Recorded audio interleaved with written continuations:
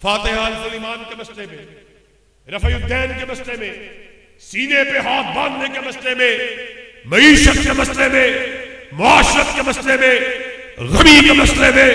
खुशी के मसले में आका की हदीस के होते हुए तू ये बात कहता हुआ नजर आता है, आका की हदीस तो ठीक है मगर फला मसले में मेरा मौलवी उसकी ये राय है, मेरा मुफ्ती उसका ये फतवा है, मेरा इमाम उसका ये कौल है।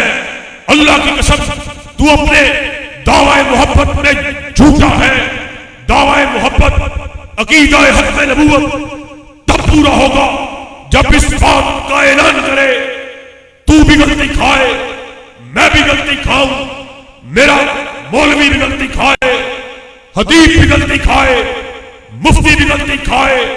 पीर फकीर सिद्दीक और शहीद भी गलती खाए, इमाम भी गलती खाए। गलती से पाक अगर किसी को बनाया, अल्लाह ने तन्हा आमिना के लाल को बनाया, आसमान से निदा आई मा यंतिकु अनिल हवा इन हुआ इल्ला वहयुन यूहा। कायनात के बासियों सुन लो, नातिके वही अपनी मर्जी से बोलते ही नहीं, वो जब भी बात करते हैं रदाए खुदाबंदी से बात करते हैं।